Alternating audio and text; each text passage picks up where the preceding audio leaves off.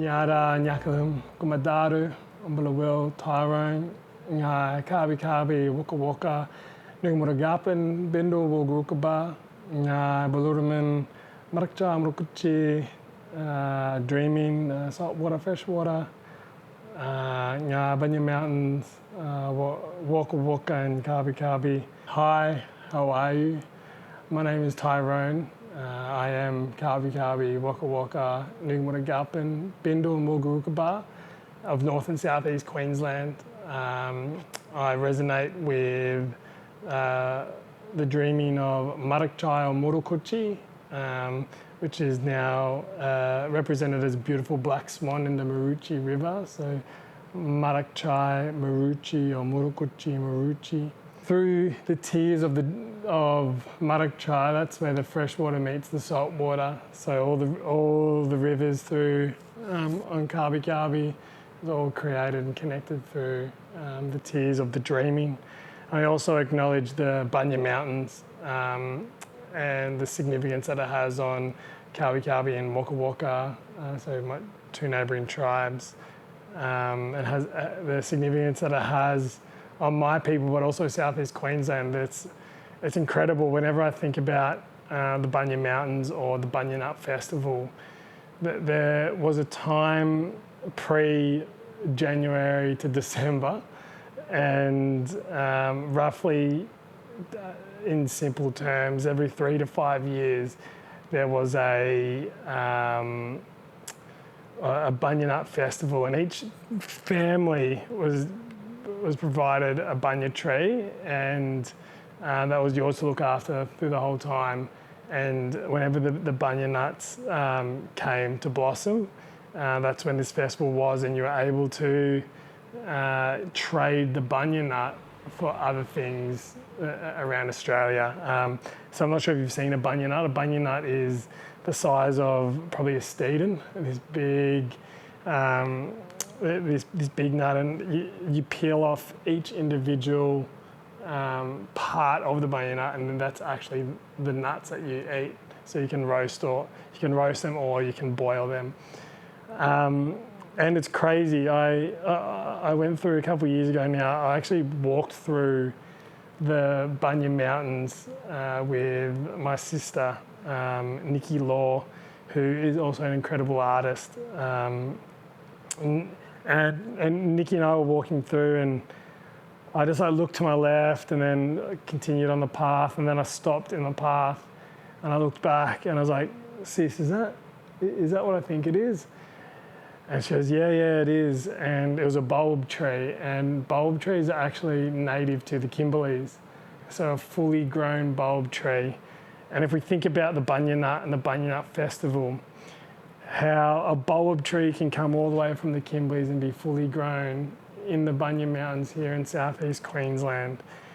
The way that the Kimberley mob would have had to come through, passing through each tribe to get here, and every 3 to 5 years. So it was just an incredible amount of communication and togetherness right across the nation that allowed mob everywhere to come up and trade, which is unreal. I speak for Kabi and I speak for Waka Waka. So I grew up on the Sunshine Coast region.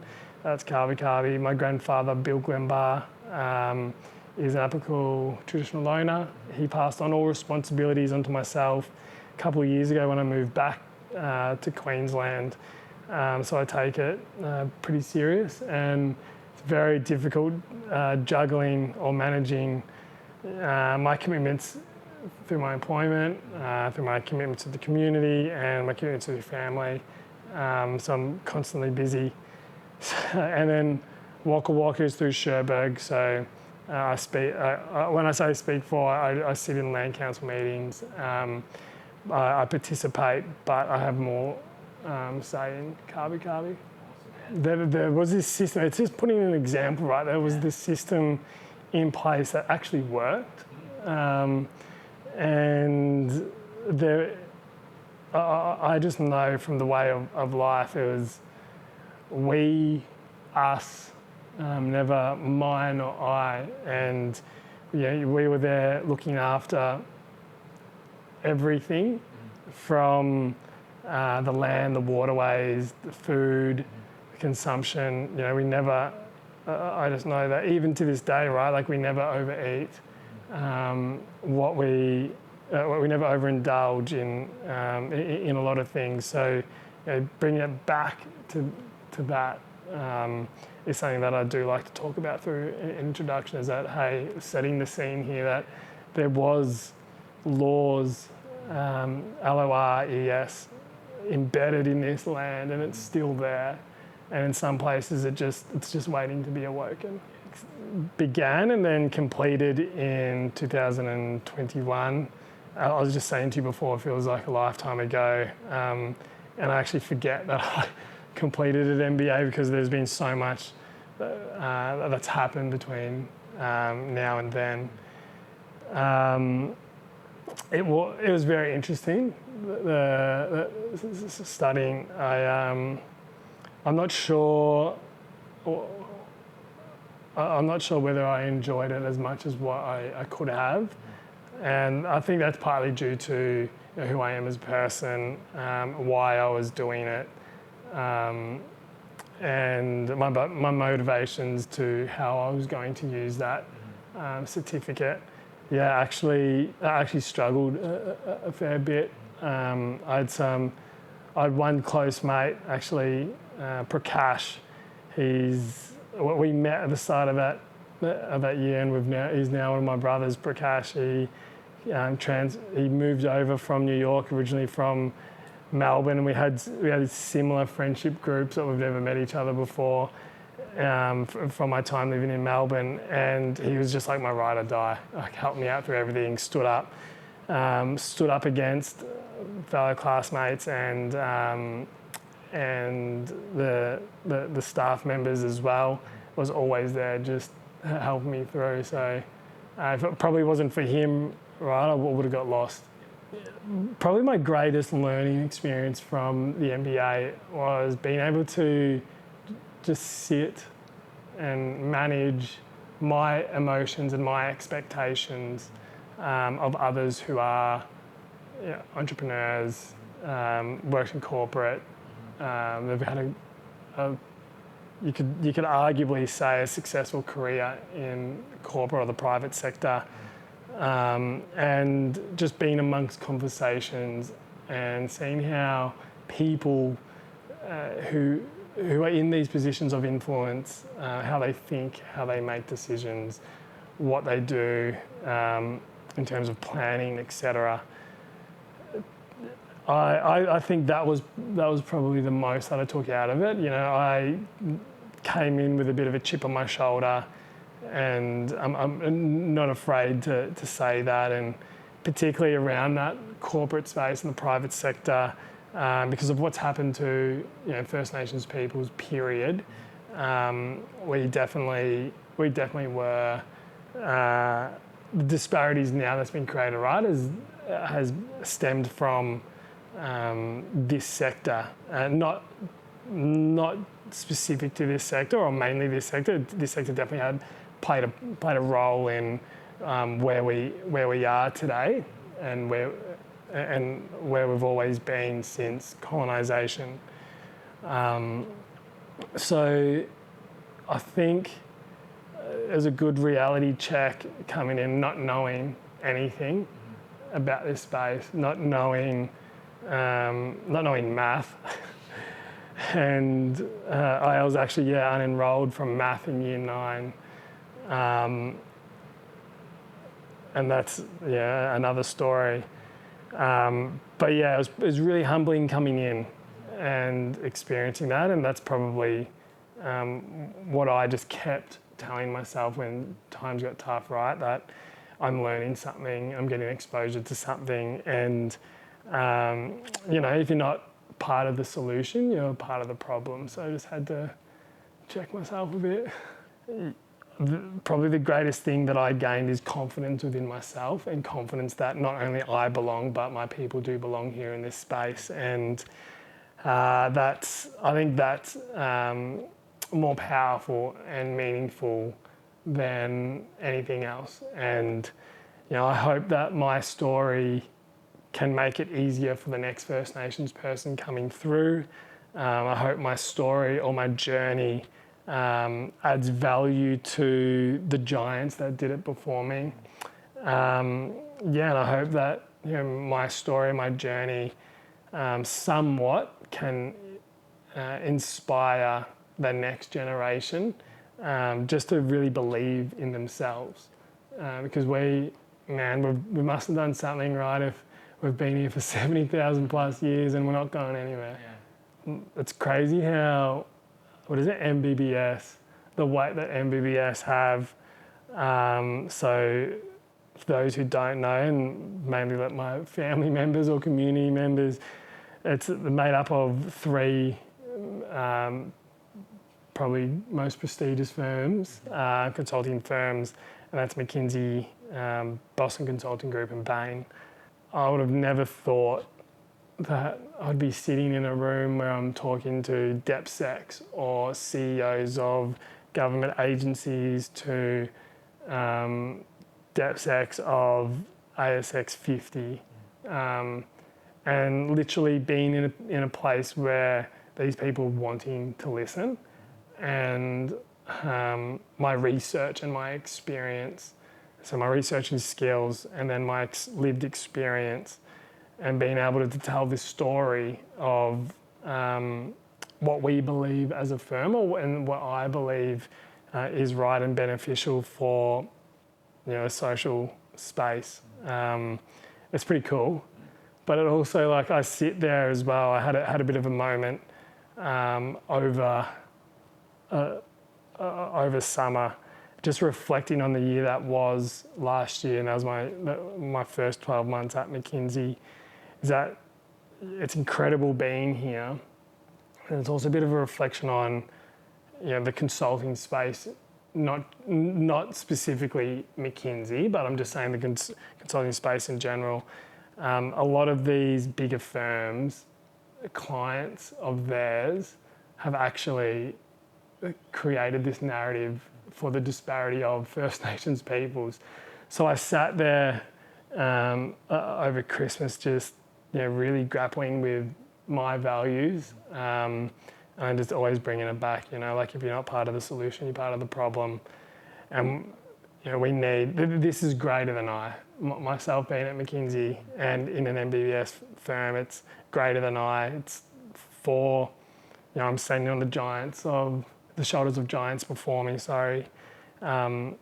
and that's, if we're talking about what's topical today, in the last 24 hours, our community lost an incredible man, a Yolngu man, his Gumatj clan, over the weekend. And this old man, who I can't say his name for cultural reasons, this old man, was the forefront of reconciliation, was the forefront of being part of this solution-based approach, and really tried to tackle the deficit model, or this deficit approach. And I'm standing on his shoulders, because 50 years ago he would have never dreamed of being where I am, and the influence that he had from Arnhem Land, it was profound, and it will go down as one of our nation's icons. Imagine if he was in this position here. Yeah, right. So from an allyship perspective,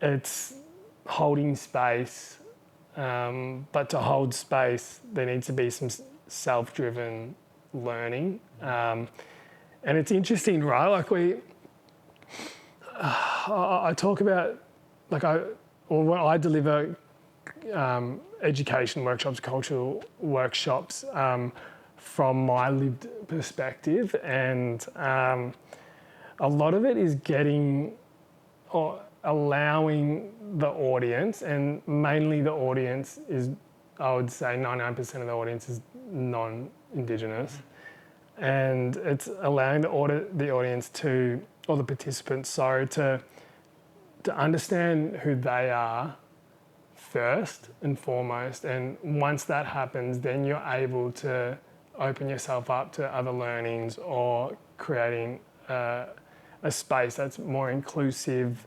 You're able to challenge others, and you're able to stand up for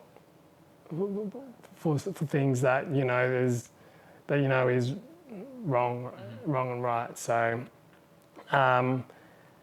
allyship does start from being uncomfortable with the uncomfortable, and acknowledging that. And then what you do with that acknowledgement of the uncomfortable then can take you through to your journey, whatever the next steps are. An incredible read, and I'm going to admit that I haven't finished this read. So my host mum, when I went to Melbourne Grammar, Melissa Rizuki, Dr. Melissa Rizuki, I better get that. I've still remained in contact with that family, and they're in such an incredible family, the Rizukis.